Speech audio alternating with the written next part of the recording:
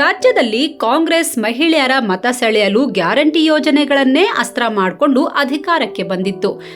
ಗೃಹ Lakshmi guarantee number 2 ಇದು ಕೂಡ ಜಾರಿ ಕೊಡ್ಲಿಕ್ಕೆ ತೀರ್ಮಾನ ಮಾಡಿದ್ದೀವಿ. ಮನೆ ಯಜಮಾನಿಗೆ ಅವರ ಅಕೌಂಟಿಗೆ ತಿಂಗಳಿಗೆ 2,000 ರೂಪಾಯಿ ಜಮಾ ಮಾಡ್ತೀವಿ ಅಂತ ನಾವು ಹೇಳಿರ್ತಕ್ಕಂಥದ್ದು.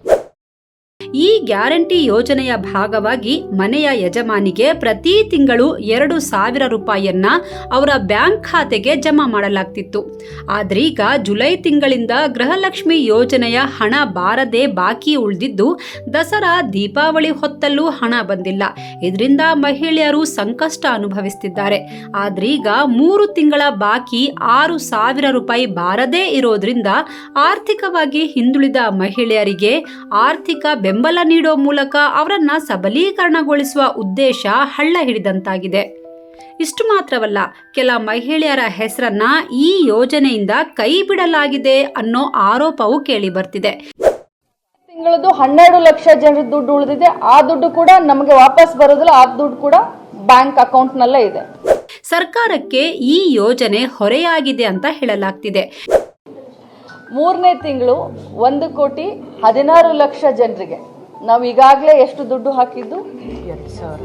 2,400 ಕೋಟಿ ದುಡ್ಡನ್ನ ಸರ್ಕಾರದಿಂದ ಈಗಾಗಲೇ ನಾವು ಬಿಡುಗಡೆಯನ್ನ ಮಾಡಿದ್ದೀವಿ.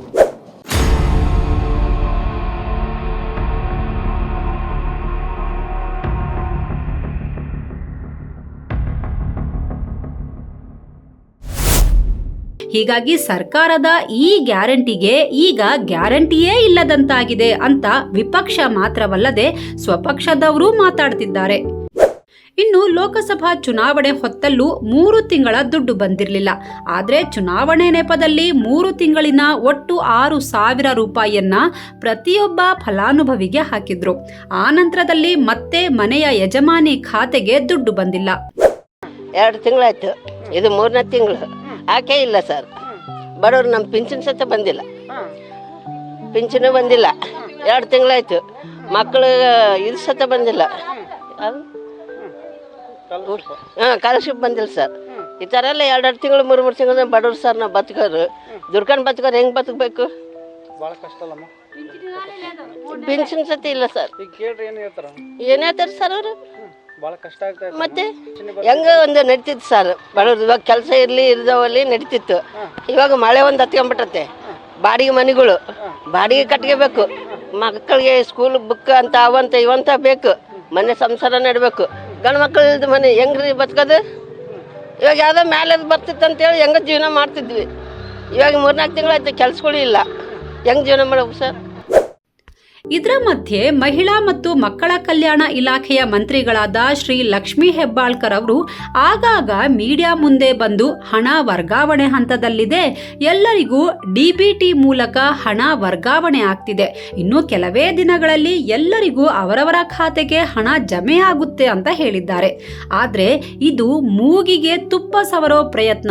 ಇವರು ಜನರನ್ನ ದಾರಿ ತಪ್ಪಿಸ್ತಾ ಇದ್ದಾರೆ ಅಂತ ಜನ ಆಕ್ರೋಶ ವ್ಯಕ್ತಪಡಿಸುತ್ತಿದ್ದಾರೆ. ನಾವು ಹಾಕಬೇಕು. ಜೂನ್ವರೆಗೆ ಹಾಕಿದ್ದೀವಿ. ಜುಲೈ ಆಗಸ್ಟ್ ಹಣವನ್ನು ಈಗ ಪ್ರಕ್ರಿಯೆ ಶುರು ಆಗಿದೆ. ಜೂನ್ ಹಣವನ್ನು ಹಾಕ್ತೀವಿ.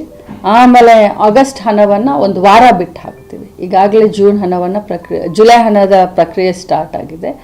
ಆಮೇಲೆ 1 ವಾರ ಬಿಟ್ಟು ಆಗಸ್ಟ್ ಹಾಕ್ತೀವಿ. ಈಗ ನೀವು ಎಲ್ಲ ನೋಡಿದ್ದೀರಾ, ನೌಕರಸ್ಥರು ಈಗ ಸೆಪ್ಟೆಂಬರ್ ಮುಗಿದ್ಮೇಲೆ ಸೆಪ್ಟೆಂಬರ್ನ ಒಂದು ಕ್ರೆಡಿಟು ಪೇಮೆಂಟು ಅಕ್ಟೋಬರ್ನಲ್ಲಾಗುತ್ತೆ.